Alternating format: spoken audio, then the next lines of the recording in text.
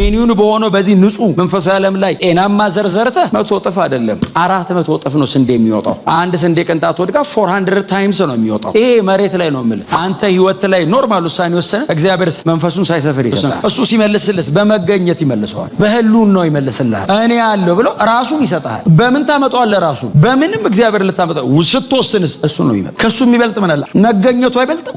እንወስና። ነገ ጌታ የተናገረኝ ነገ ይሆናል። ነገ ጸልያለሁ። ነገ እንደ ጌታ ፈቃድ። ነገ ዛሬስ በጣም ነፃ ነች። ነገስ ከዛ ሲነጋስ ነገ እንላለን። መጸለይ ነው ዛሬን ጀምር። መወሰን ነው ዛሬን ጀምረው። ባትወስኑ ለመወሰን አስቡ። ዛሬ የሆነ ጫር ያርጋችሁ ምልክት ይተውላያችሁ ላይ በእግዚአብሔር መንግስት ላይ ታሪክ የምትሰሩ ሰዎች መሬት ላይ ማንም ላይ ያጨበጭብላችሁ፣ ማንም ጎሽ ላይ ያላችሁ ይችላል። በእግዚአብሔር መንግስት ግን ነገ ስንገናኝ ሰማይ አክሊል ያለው። ክብር ለኢየሱስ ይሁን። እና ፕራይዱ በጣም ጣራ ሲነካ የሰናክሬም ንጉሱ ሕዝቅያስ አይደለም የሚለው ዋይዝ ናቸው የቀደሙት ነገስታት። የጻፈውን ደብዳቤ ወስዶ በእግዚአብሔር ቤተ መቅደስ ውስጥ ገባ ይልና በእግዚአብሔር ታቦት ፊት ገልጦ አነበበው ለእግዚአብሔር። ይሄው ለእግዚአብሔር ሆይ እንዲህ ብሏል ሲለው ነብዩ ኢሳይያስ ነበር የዛ ዘመን ነብይ። ሁለተኛ ነገሥት 18 ላይ በኢሳይያስ በኩል እግዚአብሔር መልእክት ላከ። አንተን ሳይሆን እኔን ሰድቦኛልና ተወው፣ በአፍንጫ ስናጋው ከታለሁ አለና በመጣበት መንገድ መልሰዋለሁ። እሱ ለኔቱ እግዚአብሔር ላይ ነው ተወዚለ መተው አትሞክር። አንተ ብትመታው መደለቅ ነው። አንጀቴ ራስ የምትለው እግዚአብሔር ከአንጀት መራስ ያልፋል። እንዲማ አልጸለይኩም ነው የምትለው። ተወው አለውና መጽሐፍ ሲናገር በዚያች ሌሊት አይደለም የሚለው ተኙ በሰላም አላቸው። በዚያች ሌሊት የእግዚአብሔር መልአክ አሶር መንደር ወረደ የሚል ቃል ስም የለው ማዕረግ የለው። መልአኩ ዝም ብሎ አንድ መልአክ ነው። ደርሰና ና እስኪል ደርሰና አለውና መጽሐፍ እንደዚህ ይላል የእግዚአብሔር መልአክ ተገኘልና በዚያች ሌሊት 185,000 የአሶር ሰራዊት አለቀ ይላል። 185,000 በአንድ አዳር አይደል ገሉ ቆጥሮም አያልቅም። ጨረሳችልና እግዚአብሔር በቃ ሲለው ነው ያቆመው። 185,000 እሱ ከመሄዱ በፊት ቀድሞ ላክ መልአኩ። ከዛ ና ሲለው ተመልሶ ጧት ሲነሱ ሬሳ ነው በሙሉ ይላል። ሰናክሬም ወሬ ሰማ ይላል ኢትዮጵያዊ ንጉስ መጥቶብሃል የሚል ተመልሶ ሄደ ይልና ወደ አገሩ ቤተ ጣዖቱ ሲገባ የገዛ ልጆቹ ገደሉት ይልና አሶር ወደቀ ይላል። በአንድ አዳር ማለት ነው። እግዚአብሔር አሶር የሚባል ዳይነስቲ ገለበጠ በአንድ አዳር። ፕራይድ። እነዚህም እነ ዳንኤል የነበሩበትም ዘመን ላይ የነበሩት ነገስታት ከአሶር ይብሳል። ባይዘው ባቢሎን ናቡከደነጾር ደግሞ እግዚአብሔር ነው አክብሬሃለሁ ያለው አገልጋይ ነው ብሎታል እኮ ኢሳይያስ መጽሐፍ ላይ። አሶርንም ባይዘው ከተሞችን ያፈር ክምር እንድታረግ ያረኩን አይደለም ወይ ያለው። ከተሞችን ሄደ ያፈር ክምር እንድታረግ እኔ አይደል እንዲያረኩ በተራሮች አናት ላይ እግረን ያቆምኩት እንደ ንፋስ እንድትሮጥ ያረኩ እኮ ነኝ። ይዛሃለሁ አለ እማበር እኮ ነኝ አለው። አዎ ሲል አስቆምሃለሁ አለው። ማስቆም አይደለም እኮ ቀጥ ነው ያለው። ከታሪክ ላይ ነው የሰረዘው። ይሄንን አምላክ እየተከተሉ አለማመን ራሱ ኃጢአት። ይሄ ሁሉ የታሪክ ሪፈረንስ እጃችን ላይ ተቀምጧል። ጌታ የተባረከ ይሁን። አሁን እኛ ሰፈር አልመጣ ይሄ ሁሉ ይበቃል። እኔ እንደውም ዘርዝሬም አልጨርሰውም። እናንተ የምታልፉበት መንገድ እዚህ መጽሐፍ ላይ አባቶች ካለፉበት መንገድ ጋር ለንጽጽርም አይቀርብም። እኛ የምናልፍበት መንገድ ምን አገኘን? ምን ነካ? እነሱ እኮ ነገስታት ነው።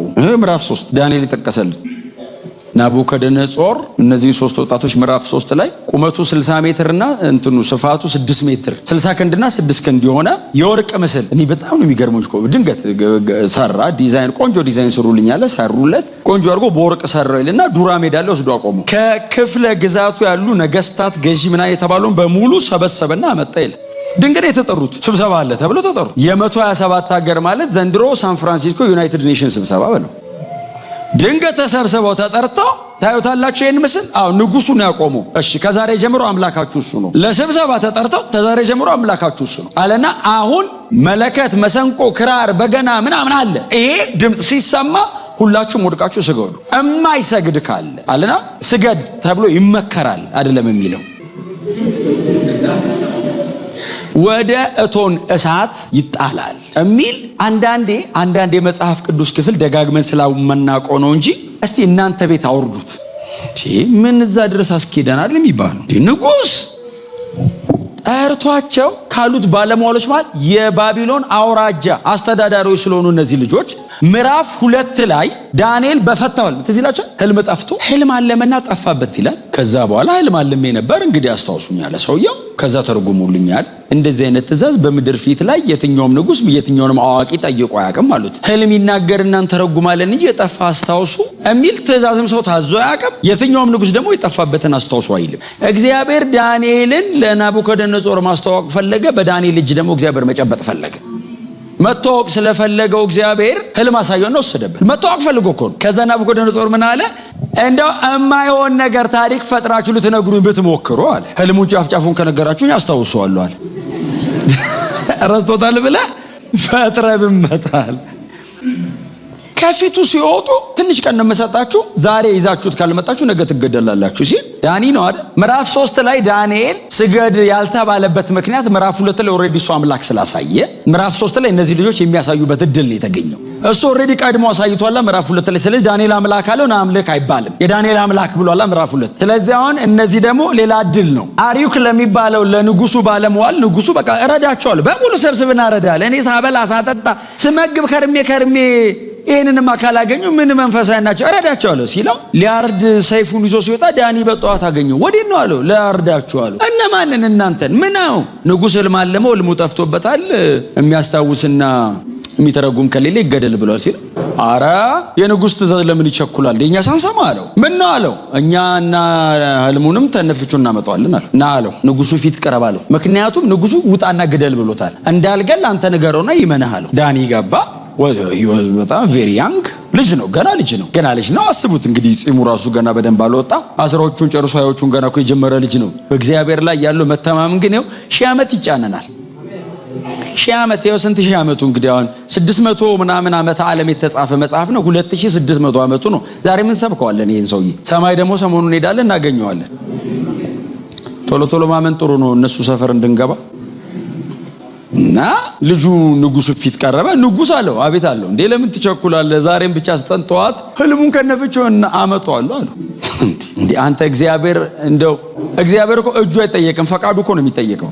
እናመጣዋለን አለው። በእግዚአብሔር ላይ ያለው እምነት ህይወቱን አስይዞ ነው ሰውዬው።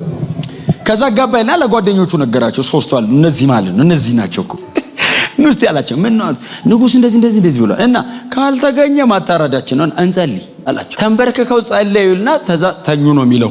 ህልም ስለሆነ ተኝተ ነው የምትል አዳር ጸሎት አድርገው ዘውየው ተኝቶ ነው ያየው።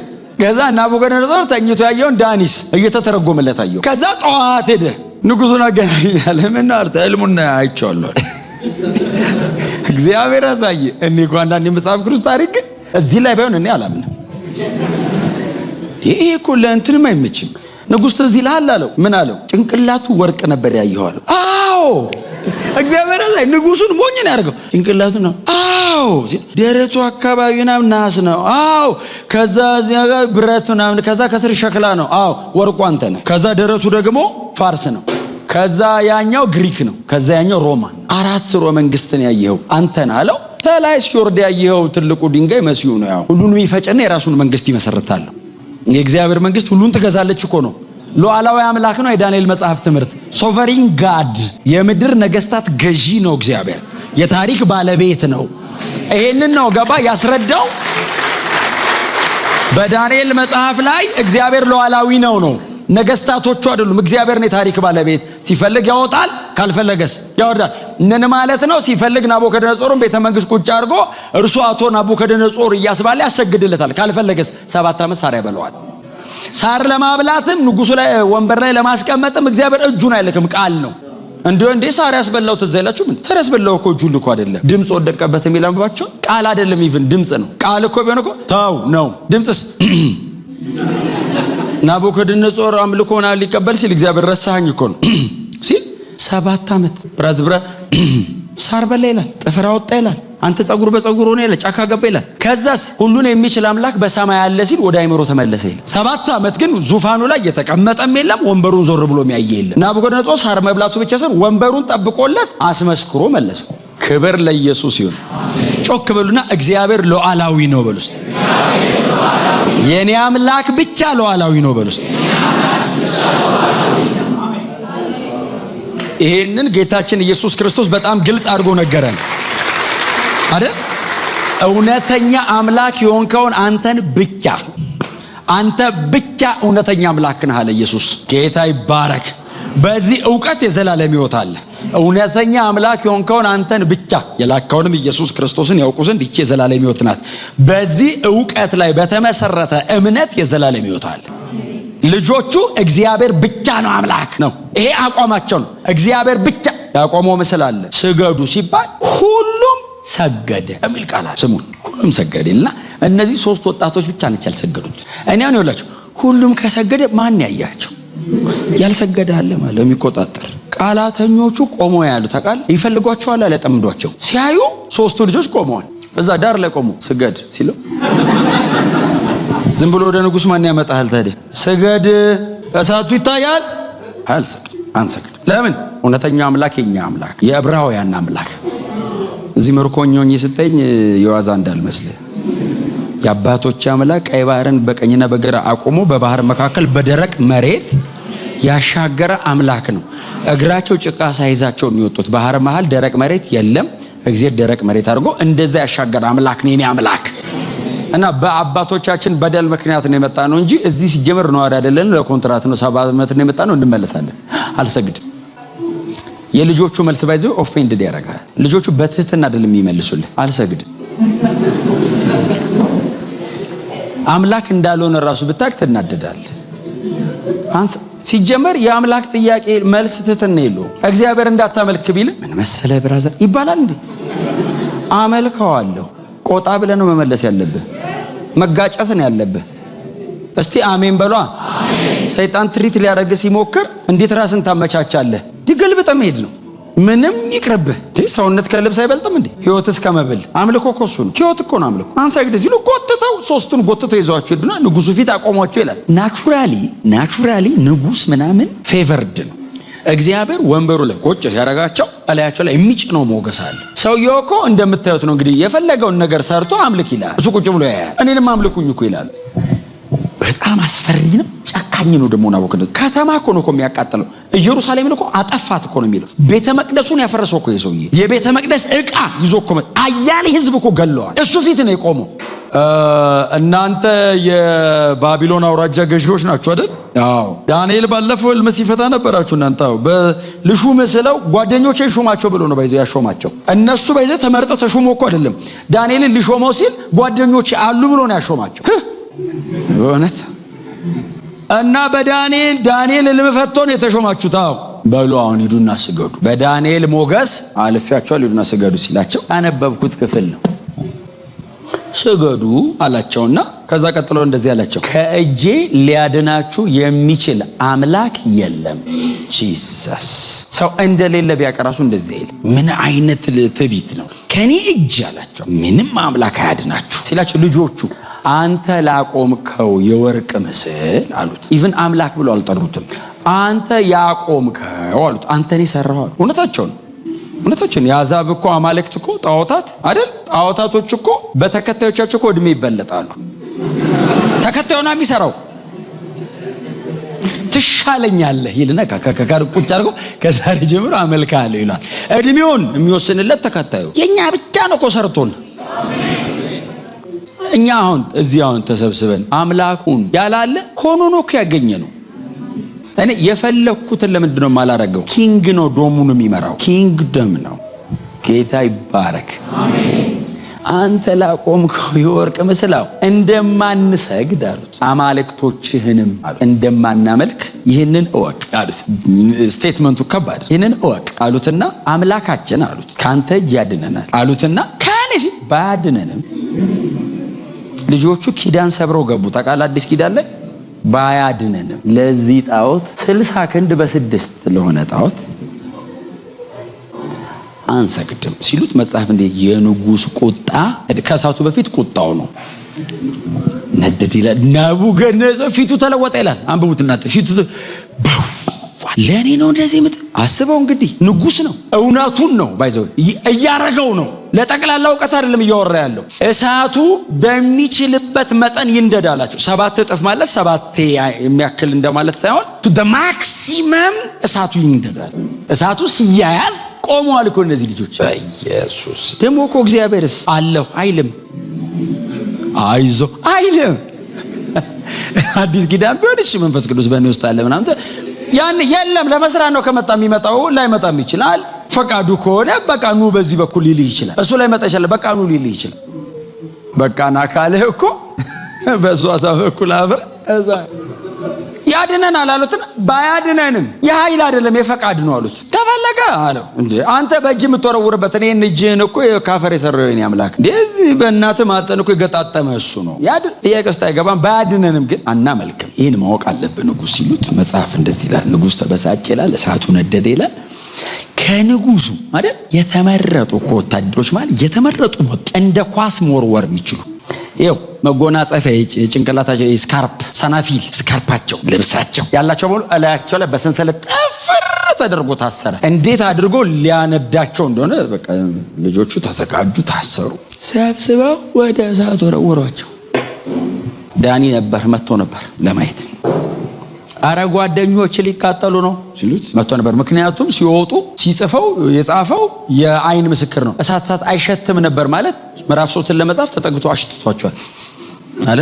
የቀድሙ ሽታ ነው ከቤት ስትወጡ የነበረው አይነት ነው ብሎ እንኳን ሊቃጠሉ ጭስጭስ አላሉም ነው። እንዴ አንተ አሁን እኮ ደህና ወጥ የሚሰራበት ቤት ገባ ብለህ ብትወጣ እኮ ይቆይብሃል። እቶን እሳት እግዚአብሔር ራሱ ግን ለራሱ ሲሆን እኮ በተለየ መንገድ ነው የሚሰራው። ሲጠብቀ ከእሳቱ ብቻ ሳይሆን ከምንም ነው የሚጠብቀ። ከስጋቱ ይጠብቀሃል እንኳን ከምልክቱ ውስጥ ራሱ እንዳያስብ ነው የሚያደርገው እንኳን ደጅ እና ሳይበስበው ሲያረጓቸው እሳቱ ኃይሉን እንዲያሳይ ተፈቅዶለታል። ያው ጌታ ኢየሱስ ገብቶ ነበር አይደል? የአማልክት ልጅ ነው የሚለው ከዛ የእግዚአብሔር መልአክ ይላል። ቴዎፋኒና ቴዎፌላ ስለሆነ ኢንተርቼንጀብል ነው።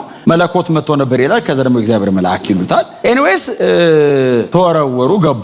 ሲገቡ ውስጥ ቀድሞ ገብቶ የነበረው ነግሮታል እሳቱ የምፈልገውን በሙሉ አድርግ፣ እነዛን ሶስቱን ግን እንዳነካቸው። ምክንያቱም እንደዛ ነው። እሳት መቼስ በምንም ተአምር ሊምርህ አይችልም። አይመርጥም እሳት ካልተነገረው። የሚበልጠው መጥቶበት ነውና ሲወረውር ወርዋሪዎቹን አይደለም የሚለው እሳቱ አይደለም እኮ ወላፈኑ አይደል ሲል ገደላቸው ይላል። ናቡከደነፆር ያይና ባይዘዊ ወርዋሪዎቹ ሞቱብኝ አይልም። እሳት ነው ማለት ነው። ሞከረባቸው። ከዛ ልጆቹስ ገብተው እሳት ውስጥ ገብተው እሳቱ እሳት መሆኑን ለማሳየት የታሰሩበትን ብረት አቀለጠው። አልነካቸውም። ብረቱን ሲያቀልጠው እችን እጃቸው ላይ ስስ ጸጉራለች አልነካትም። ብረት ማቀለጥ ይችላል፣ እሳት ነው ማለት። መጽሐፍ እንደዚህ ይላል። ከወንበሩ ተነሳ ይላል ንጉስ። ስማ ወደ እሳቱ አፍጠጋ አለ ይላል። አንተ ወላፈኑ ሰው የሚገል እሳት ማለት ሰው እንዴት ተጠብቃለህ? አጥንት አይገኝም። ስጋ አይደለም አጥንት አመድ ነው የሚሆኑት። ጠጋ ብሎ ወደ ውስጥ አየ ይላል። ሲያይ 4 የተፈቱ ሲጀመር አራተኛውን መጀመሪያም አላሰሩትም። 4 የተፈቱ የሚሉት 3 የተፈቱ ከአንድ ሰውዬ ጋር ነው የሚባለው እንጂ አሁን 3 ወርዋሪውን ጠራው ይላል። ያው ናቡከደነፆር እድሜው በጣም ስለሄደ በደንብ አይም ና አለው። በዙብኝ ብሎ ና አለው። ስንት ሰው ነው የጣላችሁት አለው። 3 ስንት ሰው ነው የማያወለው? 4 ያኛው ምንድነው አለው። ቃል በቃል ናቡከደነፆር አላመነም አይኑም። ያኛው ምንድነው ሲለው ያንን እኛ አልጣልነውም አሉ። በምን ይዞ ነው የሚጥለው?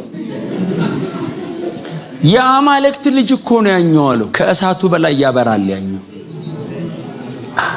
አይደል? እንዴት ዲሰርን ታደርገዋለህ ታዲያ? የተለየ ነገር ነው። የተለየ እንደ ልጆቹ አይደለም፣ ያብረቀርቃል። ያኛው የአማልክት ልጅ ነው ሲለው ናቡከደነፆር ያቆመውን ብረት ረሳው፣ ወርቁን። የአባቴ ብሩካን አለ። አባቴ አለው ታውቃለህ። እዛው የድሮ ሰው ግን እንዴት ቶሎ ቶሎ አምላክ እንደሚቀየር አንተ አያድርም እንዴ? አቁሞ የአባቴ ብሩካን አለና ኑ ውጡ። ገብቶ ማውጣት አይቻልማ። ወላፈኑ እሱንም አይመራውም ንጉስ ስለሆነ። ክርስቲያን መሆን የሚጠቅም እኮ የሆነ ቦታ ነው። ቶኖ ነው ምንም ነገር ላይ ያድን ይችላል። በጌታ መሆን የሚያድን ከዘላለም ሞት ምን ያድናል? ማንስ ያድናል? ኢየሱስ ብቻ ነው የሚያድን። ኑ ውጡ ሲላቸው እሳት ውስጥ 4 ናቸው፣ ሲወጡ 3 ናቸው። ደጅ ባንተ ነው የሚታየው፣ እሳት ውስጥ ነው ለብቻው የሚመጣው። ስትጨቃጨቅለት ባንተ ነው። መከራው ሲገባ አጠገብ ይቆማል።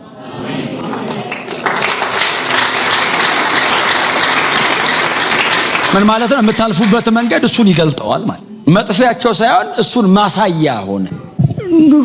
በጣም በተጠነቀቀባቸው ያለው ሰው እግዚአብሔር ከውሳኔ ጋር ይቆማል በሉት። እነዚህ ልጆች እንደዚህ ባይጨክኑ የሚቀጥለው ነገር የለም። ያድነናል ባያድነንም ልክ ሲሉ እታያለሁ በእነዚህ ይላል እሱ። እሳት ውስጥ ሲገቡ ብቅላሉ። ደጅ ሲጨቃጨቁስ አለው አይዞ የሚል መልእክትም አልመጣም። እንደዛ አይነት የማረግ እቅድም የለው። የዳንኤልም እንደሱ አይደል ጉድ ያደረገው የዳንኤል እንደ ምዕራፍ 6 ያው በጣም ማይ ፌቨራይት ቻፕተር። ሲጨቃጨቅ ሲከራከር እጸልያለሁ ሲል እንዳጸልይ ሲባል እጸልያለሁ፣ ወደ አንበሳ ጎተታ እጸልያለሁ ሲል እግዚአብሔር አይዞ አይለው በርታ አይለው። መልአክ እንደላቀ የሚያውቀው ብቻውን ያውነ ይሄ መልአክ አለ ምዕራፍ 3ም ላይ አለ፣ እዛ ምዕራፍ 6ም ላይ አለ።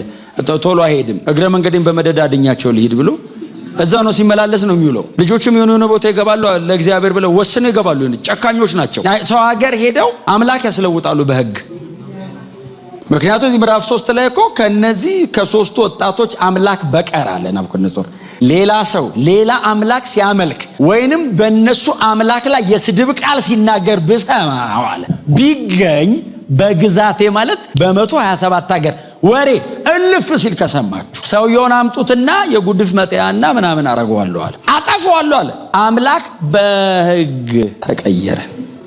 እግዚአብሔር በሰጠን በዚህ ዘመን በውሳኔ ነው እንደዚህ ያደረገው። የልጆቹ ጭካኔ ነው እግዚአብሔርን መጠን በሌለው መንገድ ራሱን እንዲያሳይ ያደረገው። ፊዚካሊ ታየ እግዚአብሔር። ሰው ናቡከደነጾር አይነት ጣዖት አምላኪ ሰው ባይኑ አየው። አይኑን ጨፍኖ አይደል ናቡከደነጾር ሴንስ ያደረገው። ቸርች ያሉ ሰዎች አይደለም ተሰብስበው ዋው ያሉት፣ አጋንንት አምላኪው ሰውዬ እስኪያየው እግዚአብሔር ተገለጠ። እንወስን። አሜን ነው። ለጌታ እንኑር። እውነቴን ነው የምላችሁ። ጌታን አሳይተን ብናልፍ ነው ክብር። እርሱ በእኛ ለዓለም ሁሉ ቢታይ ነው በጣም ክብር ለኛ። እሱን ብናሸትተው የእሱ አይነት ብንሆን ለኛ ክብር ነው። ክብር ለኢየሱስ ይሁን። እና ዳኒም የገጠመው ይሄው መጽሐፉም ላይ ደግሞ በምንም አይነት መንገድ እግዚአብሔር የአንዳንድ ነገሮችን ዋስትና 100% አይሰጥህም። ግባ ነው የሚል፣ ና ነው የሚል። አንበሳ ጉድጓድ እየሄድኩ ነው ስትለው አድንሃለሁ አይዞ አይልህም፣ ና ነው የሚል። ግባ ሲወረውሩት ዳንኤልም ያወቀው እኮ ገብቶ ነው። ጠዋቱ ነው አምላክ የመላኩ ልኮ ያለው። አይዞ እባክህ አምላክ መላክ ይልካል እያለ አይደለም የሄደው። ያድነናል ባያድነኝም ችግር የለውም እያለ ሄደ። ሲወረውሩት ቀድሞ ይገባ ለካ የሚጠብቀው መልአክ አለ። ቀድሞ ዳኒ ዘገየ እያለ ቀኑ ሙሉ ንጉሱን ያዘገየው ለነገሩ ሲከራከሩ አለ ይላል። ንጉስ ፍርድ ቤት ነው ያለው ዳንኤል። ፍርድ ቤት ነው ሲጨቃጨቅ ነው ያለው። ስጋድ አልሰግድም፣ እንዳጸልይ እጸልያለሁ፣ በጸልይ ጣሉኝትም ልበላ።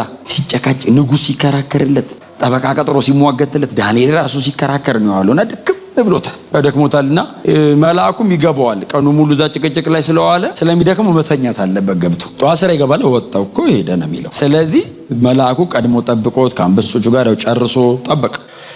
ገዝታለ ዛሬ ማታ ብሎ ይነግራቸዋል። አንተ እንትን በለው፣ አንተ በዛ በኩል በሩን እንትን በልት፣ አንተ ሲተኛ ደገፍ አድርገው እንታሞቀው ምናምን። የሚድል ኢስት ለነገሩ የሙቀት ችግር የለም። ባቢሎንም እንትን በሉት ብሎ ተንከባከቡት። ዛሬ በሰላም አብራችሁ ደሩ፣ ነገ ጠዋት 122 ብፌ ይመጣል፣ መርጣችሁ ታነሳላችሁ፣ ዛሬ ጾማችሁ ደሩ ብሎ እናንበሳ ማነው እንግዳው መልአክ እስኪመጣ ድረስ አፒታይታችንን ዘግቶ አፋቸውን ቆለፈው ይላል። እዚህ ግን አረጋው አይመስለኝም። እኔ እንዳይበሉት አረገ ነው የሚለው እንጂ አንበሳውን ምኑ እዛ ዳኒ ሲወረወር መልአክ ቀድሞ ስለገባ ያዛረገው። ዳኒ እንኳን ደህና መጣ እየጠበቅኩ ነበር፣ ስራ አስፈታኝ ብዙ ቆየ። አምልኮ ጥሎ ነው የመጣው። ስራ አስፈታኝ ብዙ ቆየ እና በቃ ነግሬያቸዋለሁ ለሁሉም ተኛና የጠዋት ጸሎት እንዳረሰ። እንክብካቤ ሲበዛበት ጸሎት ያስተዋል። እሱ በጸሎት ምክንያት ተጥሎ ጸሎት እንዳይረሳ ነው። ጸሎት ነው ተአምር ያመጣው፣ እንዳይረሳው ነው። ጸሎት አትርሱ። ይኸውላችሁ አሜን የሚል ጠፋ። ምን ነው ውጤቱን ብቻ የምታዩት እንዴ? መንገዱንም ይሁን እንጂ መጸለዩ አይደል ይሄን መዘዝ ያመጣበት? መጸለዩ አይደል ታዲያ ከአንበሳ ሲያወጣው? ስለ ጸልየ ነው ሲቃይ ውስጥ የገባው። ስለ ጸልየ ነው እግዚአብሔር ጣልቃ የገባው። ሰውየው በመጸለዩ ነው ሂስትሪ ሜክ ያደረገው ከእግዚአብሔር ጋር። ከእግዚአብሔር ጋር አብሮ ታሪክ ሰሩ። አብሮት እግዚአብሔርን አገባ ብሎ አስገብቶት አብሮት ሰራ። ተጻፈ። እስትንፋሰ መለኮት ያለበት መጽሐፍ ነው። ከዛ መልአኩ ተለየው። ዳኒ ተኝቶ አደረ። ንጉስ በጠዋት መጣ። ንጉስ አልተኛም ይላል። የዛን ዝም ሌሊት የንጉሱንም ጨምሮ ነው የተኛው። አይደል? የሚያዝናናውም ነገር አልቀረበለትም ይላል። አልፈልግም አለ። ግን ይኸው ጥያቄ ፈጥሮበታል። ይሄ ልጅ አምላኬ ነው የሚለው የሆነ ነገርማ አለ። በዚህ ደረጃ ያለ ሰው መቼስ ድፍን አድርጎ አምላኬ አይልም። እጄ ጠዋት ማረጋገጥ አለብኝ ብሎ አልተኛም። ንጉሥ ነው፣ ማን ይከለክለዋል? በነጋቱ ይተኛል አይደል? ስራ ገባ የሚለው እኔ ለመጨረሻ እሱ ነው። ከዛ በጠዋት ሄደ ማልዶ ይላል። ገና ሳይነጋ በደንብ ሄደና እንደዚህ ወደ አንበሶች ጠጋ ብሎ የሚል ቃል አለ። ገብቶ የሚል የለም። ወደ አንበሶች ጉድጓድ ንጉሱም ቢሆን አይገባም። ክርስቲያን መሆናችሁ ብቻ የሚያድናችሁ ቦታ አለ። በጌታ ማመናችሁ ብቻ የሚታደጋችሁ ቦታ አለ። ከዘላለም ጥፋት የሚያድን በጌታ መሆን ብቻ ነው። ጠጋለና ምን ይበለው? አምላኩን በሰማይ ያውቀው። የዳንኤልን አምላክ ማን ብሎ ይጥራው? እሱ የሚያውቀው እነ ናቡን፣ እነ ኤሽታርን፣ እነ ሞሎክ፣ እነ ካሞሽ ነው የሚያውቀው። ዳንኤል አምላኩን ነግሮት አያውቅም። ያሳየዋል አምላኩን እንጂ እከሌ ነው ስሙ አይለውም። የዕብራውያን ነው ያህዌ ብሎ ቢነገረው ዝም ብሎ እንደ ቀልድ ያህዌ እያለ ቢጠራበትስ አምላክን የእግዚአብሔርን ስም በከንቱ አትጥራ የሚል አለ ሕግ ላይ። ስለዚህ ዝም ብዬ ባጨባበጠው ይሻላል። ስሙን ካወቀው በኋላ አይ ከተጨባበጡ በኋላ አክብሮ ይጠራዋል። ስለዚህ ዝም ብሎ እና ምን ይበለው? ከዛ እንደዚህ ያለው የዳንኤልን አምላክ ማነው ስሙ? ዳሪዮስ ነው። ምዕራፍ 6 ላይ ንጉሥ ኦልሬዲ ባቢሎን ምዕራፍ 5 ወድቆ ፋርስና ሜዶን መጥቷል። ምዕራፍ 6 ላይ ዳሪዮስ እንደዚህ ያለው የሕያው አምላክ አገልጋይ የዳንኤልን አምላክ ሕያው አምላክ አለው። ገብቶኛል አለው። ያንተ አምላክማ ሕያው ነው ብሎ የሕያው አምላክ አገልጋይ ዳንኤል ሆይ አለውና ሁልጊዜ የምታመልከው አምላክህ ምን ማለት ነው? አንበሳ ጉድጓድ ትጣላለህ ብለን አዋጅ ስናወጣም ታመልካለህ። ምንም በሌለበት በሰላም አንኮንዲሽናል ወርሺፕ ቦታ አትመርጥ፣ ጊዜ አትመርጥ፣ ምን አትመርጥ አለው። ህይወትን አሲዘህ ነው የምታመልከው። እርግጥ ነው ሕያው ነው የምታመልከው አምላክ በእውኑ ከነዚህ አንበሶች ሊያድንህ ችሏልን? አቅም አልበለጠን? ከኛ ከፋርስና ከሜዶን ከምናምን በቀለበት ማህተምና በልጧል ሲለው ዳንኤል ለማለዳ ጸሎት የቀሰቀሰው ንጉሱ ነው። ከአንበሳ ጉድጓድ የአንበሳ ድምፅ ነው የሚጠበቀው። አንበሳ ሲያገሳ ግሳቱ ነው። ዳንኤል ንጉስ ሆይ አለ። እግዚአብሔር ያሳይ ንጉሱም እንደሚሆን እዛ ቀን መንፈስ ቅዱስ ነው የሚሞላው። ምክንያቱም እግዚአብሔርን ሕያው አምላክ ብሎ የተጣራ ንጉስ ደግሞ ዳንኤልን ይወደው ነበርና ነው ተከራከረለት የሚለው። የእግዚአብሔር ሰው ነው ብሎ አይደለም የተከራከረለት፣ የሚወደው ታማኝ ነበርና ነው የሚለው መጽሐፍ።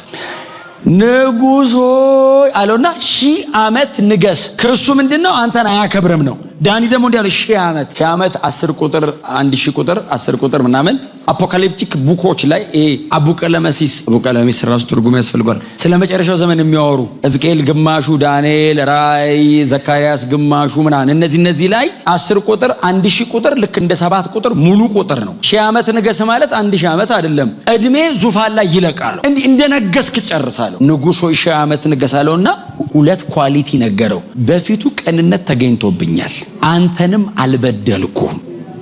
ስለዚህ አምላኬ መልአኩን ልኮ የአንበሶቹን አፍ በእነዚህ ምክንያቶች እውነተኛ አምልኮ አንተን አለመበደል በአምላኬ ፊት በቅንነት መገኘት ነው አለና በዚህ ምክንያት ወደ ላይም ወደ ጎንም ጤነኛ ነኝ አለው። ወደ ላይም ወደ አንተም ብታየኝ ወደ ላይም ብታየኝ ጤነኛ ነኝ።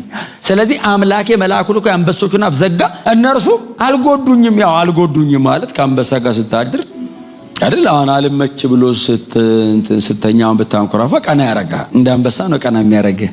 ሊቀጭ ይችላል።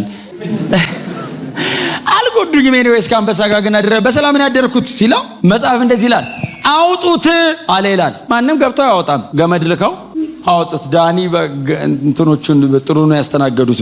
በጣም አመሰግነው። ሌላ ንጉስ መጥቶ እስክንገናኝ አቋም አይቀይርም። መጣሉም ላይቀር ይችላል። ሌላ ጊዜ እንገናኛለን እንግዲህ ወደ ጌታ ካልሄድኩ ብሎ ተሰናብቷቸው ወጣ ይላል። ንጉስ ዳሪዮስ ምንድነው ያለው? የዳንኤል አምላክ አለ ያድናል፣ ይታደጋል።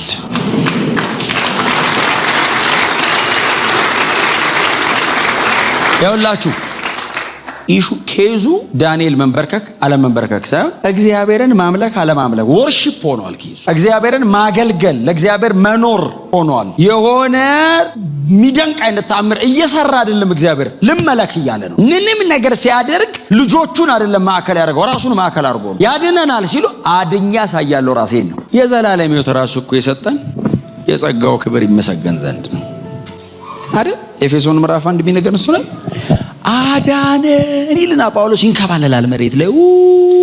ለምንድን ነው ያዳነን ስትሉ የጸጋው ክብር እንዲመሰገን ለክብሩን ያዳነኝ እናድናቸው ብሎ አይደለም ያዳነኝ፣ ያው የጸጋው ክብር ይመሰገን ዘንድ ሙሴ እግዚአብሔርን በምንድን ነው የያዘው? ይህን ሕዝብ ላጥፋና ለሌላ ላርግ ምናምን ሲለው ምንድን ነው ያለው ሙሴ? አረ ስም ይሰደባል ሲለው እግዚአብሔር ተወው።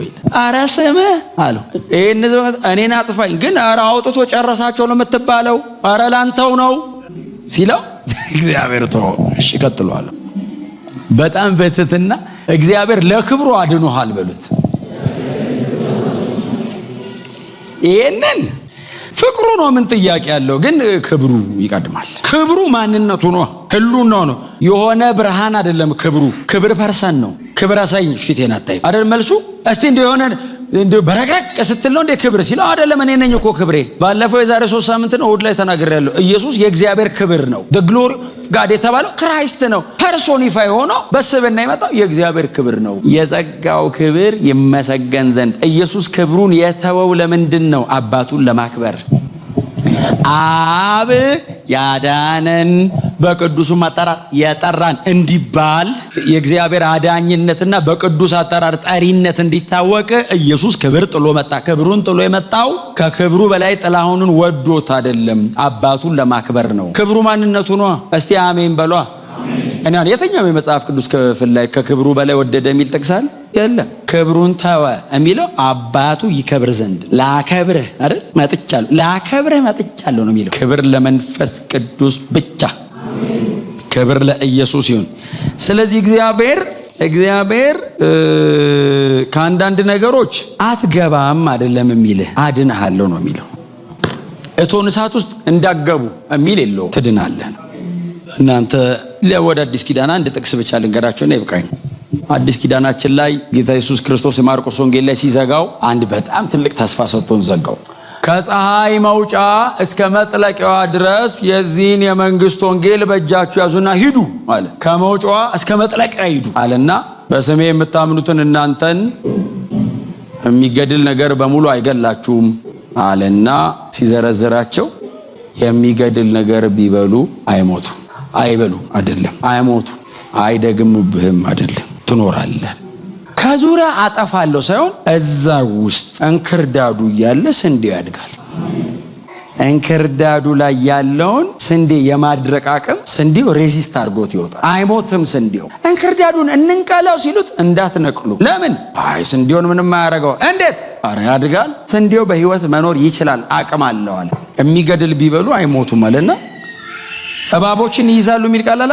መቼስ እያባረረ የእባብ ጉድጓድ እየገባ በእጁ ይጎተታል ማለት አይደለም ትርጉሙ።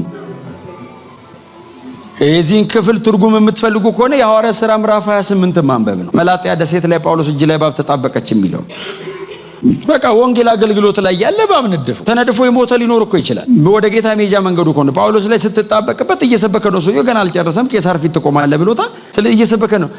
እሳት ሰብስቦ ማገዶ በደንብ አቀጣጥሎ ሞቅ ሞቅ እንዲላቸው ፈልጎ ነው። ምክንያቱም ብርድ ስለነበረ ሲሞቃቸው ሊሰብክ እኮ ነው። ጠቃጠቃ ብሉ አለና እሳት ጀመረው። እፍ አድርጎ በደንብ ሲያነደው ብርዱ ትንሽ የከበዳት እፉኝት ልትሞቀ የተጠጋች ነበረች። ሲያቃጥላት አጠገቧ ጠጋ ያለው ሰውዬ ጳውሎስ ነው።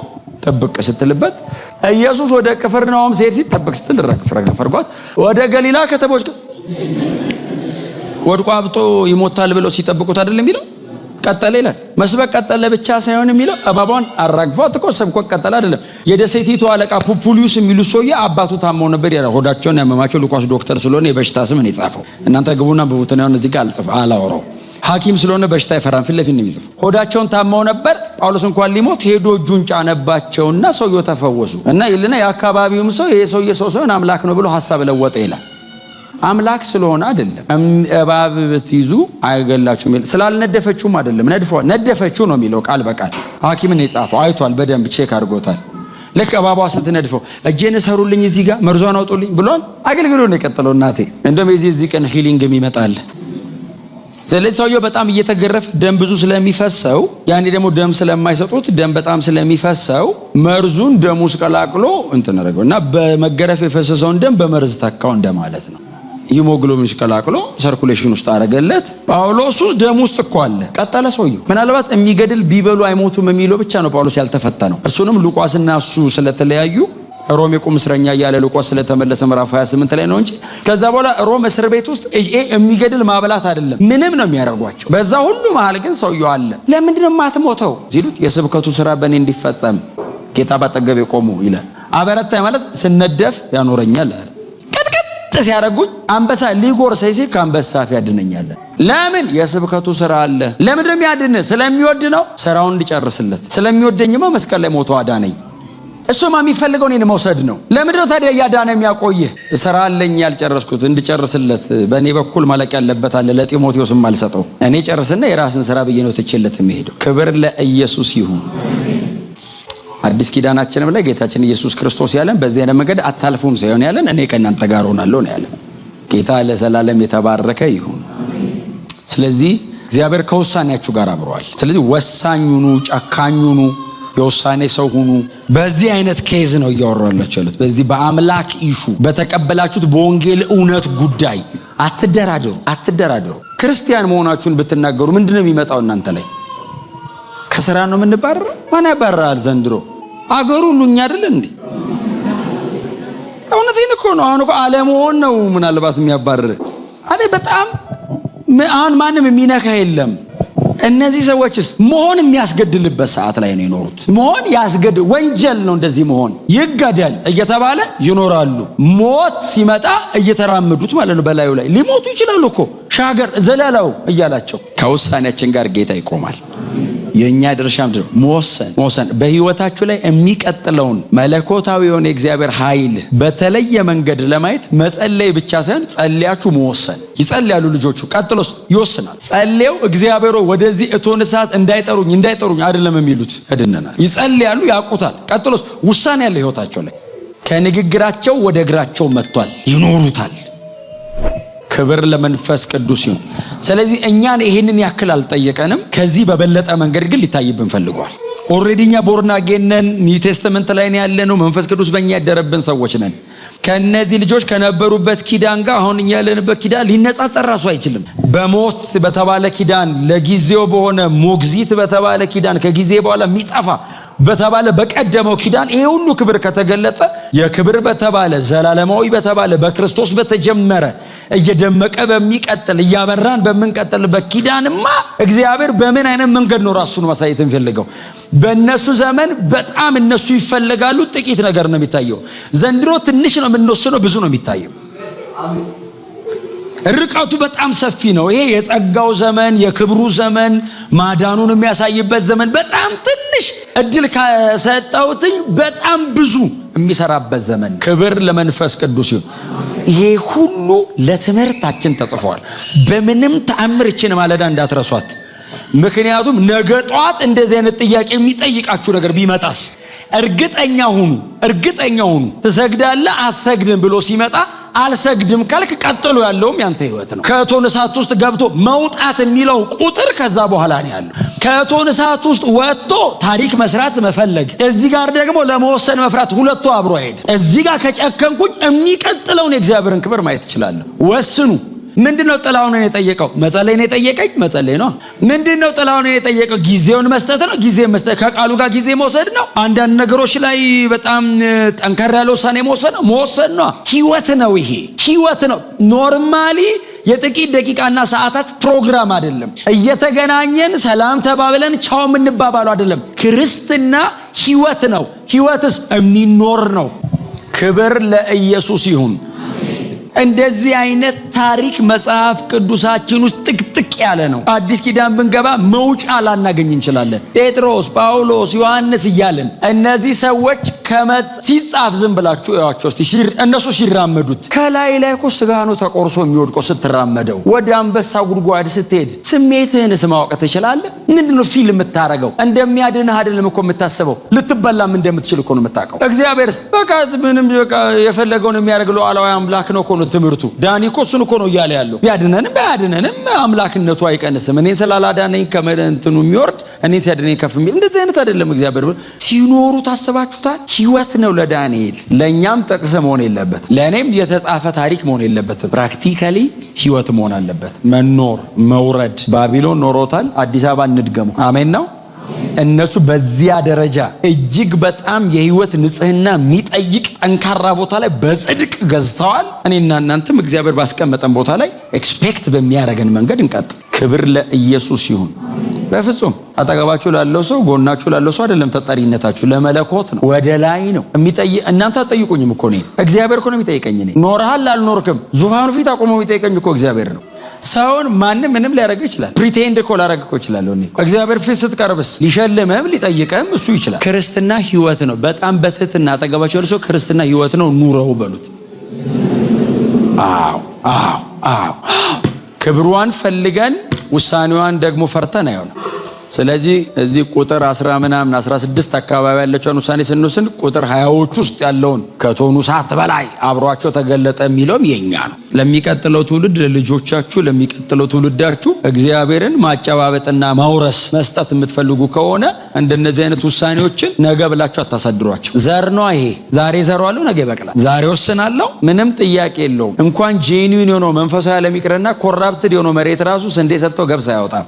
እዚህ ቤት በጽድቅ ጨክነ ወስነ ክርስቲያን ነኝ ኖ በፍጹም ብለህ በእግዚአብሔር መንግስት ላይ ጄኒዩን በሆነው በዚህ ንጹህ መንፈሳዊ ዓለም ላይ ጤናማ ዘርዘርተህ 100 እጥፍ አይደለም 400 እጥፍ ነው ስንዴ የሚወጣው። አንድ ስንዴ ቅንጣት ወድቃ 400 ታይምስ ነው የሚወጣው። ይሄ መሬት ላይ ነው የምልህ። መንፈሳዊ ዓለም ላይማ በቃ ካውንት አታረገውም እግዚአብሔር እንዴት እንደሚመልስልህ። አንተ ህይወት ላይ ኖርማል ውሳኔ ወሰነ፣ እግዚአብሔር መንፈሱን ሳይሰፍር ይሰጣል።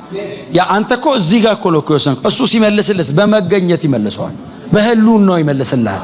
እኔ ያለው ብሎ ራሱን ይሰጣል። በምን ታመጣዋለህ? ራሱ በምንም እግዚአብሔር ልታመጣው ስትወስንስ እሱ ነው የሚመጣ። እነዚህ ልጆች እኮ ከእሳት ማውጣቱ እኛ የምናየውና በጣም የምንደነቅበት አጠገባቸው መቆሙስ ከሱ የሚበልጥ ምን አለ? አጠገባቸው ስለቆም አይደል የእሳቱ ያልቻላቸው። መገኘቱ አይበልጥም? እንወስና። አሜን ነው። በፍጹም አታሳድሩ። የኛ ሀገር ነገ በጣም ቢዚ ነው። ነገ ጌታ የተናገረኝ ነገ ይሆናል። ነገ ጸልያለሁ። ነገ እንደ ጌታ ፈቃድ ነገ ዛሬስ በጣም ነፃ ነች። ነገስ የማይሸከመውን ሰተን ከዛ ሲነጋስ ነገ እንላለን። መጸለይ ነው ዛሬን ጀምር። መወሰን ነው ዛሬን ጀምረው። ባትወስኑ ለመወሰን አስቡ። ዛሬ የሆነ ጫር ያርጋችሁ ምልክት ይተውላያችሁ ላይ። ክብር ለኢየሱስ ይሁን።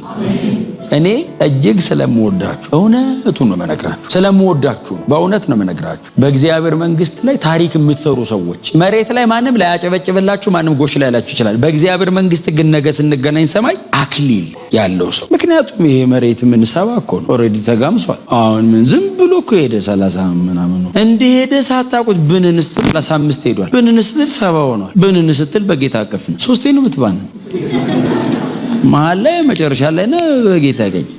ሰምታችሁኛል? ይሄንን እድሜ ምን እንደሚለው ተቃላች መጽሐፍ ቅዱስ ኖረ ሞት አይደለም የሚለው እንፋሎት ምኑን ታየዋለህ? የእንትኑ አፍጋ እኮ ነው መታየው። እንፋሎት ወደ እንትኒት ወዴት አታውቀው። እንፋሎት ነው። ከዛ ጴጥሮስ መጣ ጤዛ እንዴ መጣኛው ደግሞ ጥላ አሳንሰው የላችሁም ሊሉን ሲሉ ነው ካናናይዝ የተደረገው መጽሐፉ። ምን ኑሮ ነው ሊሉን ሲሉ መጽሐፍ ቅዱስ ብቻ እውነተኛ መጽሐፍ ነው። ጥላ ነው ካለ ጥላ ነው፣ ልክ ነው። እንፋሎት ነው ካለ መቀለጃ የለውም ማለት ነው። በዚች ብን በምትል ቀን ይሄ ዛሬ እኮ ነው። እኛ ዛሬ ማታ ጌታ ይምጣ፣ ዛሬ ማታ እኛ እንሂድ። በፍጹም ነጋችን በእግዚአብሔር እጅ ነው። በኋላ በእግዚአብሔር ሰርቼበት ማለፍ ወስኑበት። አሁን እሑድ ከሰዓት ነው፣ ወስኑበት። የሥራ ቀን አድርጉት። የረፍት ቀን እንደሆነ አውቃለሁ። የረፍት ቀኑ ያው ኖርማሊ እንደ ህዝብ ተስማምተን ስለወሰንና እግዚአብሔር ሰንበት ነው ስላለ ነው እንጂ ስሩበት። ኢየሱስ ሰርቶበታል። ሰንበት ሁሉ እኮ አልመር ሲፈውስ። ስለዚህ እኛም እንስራበት። አሜን። እንስራበት፣ እንወስንበት፣ እንጸልይበት፣ እናንብብበት፣ እናገልግልበት። ነገ ሲነጋ ከነ ዕዳው አይነጋም። የተሸነፈ ነገ ይመጣል። በልጣው ይነጋል። አሳይመንት የለብህም። ነገን በቀኑ ላይ ደግሞ ባለ ነገር ላይ ደግሞ ገዝተህ ትቀጥላለህ። ክብር ለኢየሱስ ይሁን። እነዚህ ልጆች ዕዳ ይዘው አልሞቱም፣ ጨርሰው ነው የሞቱት። አምላክ ሰው ሀገር ገብተው አምላክ አስቀይረው ሰው ሀገር ገብተው ገዢ ሆነው ነው የሞቱት። በፍጹም እንዲች የሚጸጸት እንኳን እነሱ ሊጸጸቱ እኛ እንኮራባቸዋለን። ይኸውልህ የዕብራውያን አምላክ ይኸውልህ የኔ አምላክ የምንለው እኮ በእነሱ እኮ ነው። ለእኛ ተርፈዋል። እርግጠኛ ነኝ ከእቶነ እሳት ተርፎ ታሪክ አጽፎ ምድሪቷ ላይ ያለው ነገር ቀይሮ መሞት የማይፈልግ የለም። እርግጠኛ ነኝ። ታስታውቃላችሁ፣ ውሳኔዋንም ትወዷታላችሁ። ለጌታዬ ብላችሁ እንደምትወስኑ በጣም እርግጠኛ ነኝ። በእውነት እወዳችኋለሁ። እንደናንተ አይነት ሰው ስለዚህ ከዘላለም ጥፋት፣ ከዘላለም ውድቀት፣ ከዘላለም ሞት፣ ከዘላለም እሳት የሚያድነን ጌታ ኢየሱስ ክርስቶስ ብቻ ነው። የእነዚህ 3 ወጣቶች ከእሳት መዳን ጥላ ነው። ይሄ ሁሉ ታምር ጥላ ነው። ዋናው ጉዳይ እዚህ ጋር ተሻግሮ የመጣው ነው። በክርስቶስ ኢየሱስ ካልሆነ በቀር ምንም ሊያድን አይችልም። ናቡከደነጾር ንጉሥ ስለሆነ እሳት ውስጥ መግባት አይችልም፣ ይነዳል። ወርዋሪዎቹ በጣም ኃይለኛ ስለሆነ አይተርፉም፣ ይነዳሉ። ብረት ነው፣ ይቀልጣል። ጠንካራ ኃይለኛ ነገር ነው፣ ይቀልጣል፣ ይጠፋል። እግዚአብሔር አብሯቸው ያሉ ሕይወታቸውን በእግዚአብሔር እጅ ላይ የጣሉ ሰዎች ብቻ ነው የተረፉት። ከዘላለም ጥፋት የሚያድነን ጌታ ኢየሱስ ክርስቶስ ብቻ ነው። ቴክኒካሊ በጣም ስማርት ስለሆንክ አትድንም። በጣም ቆንጆ ጥሩ አካሄድ ስለምትችል አትድንም። መዳኛው ኢየሱስ ብቻ ነው። ኢየሱስ ምንድነው መንገዱ? በስብከት ሞኝነት ነው። አዎ እሺ ስትል የዘላለም ሕይወት ታገኛለህ።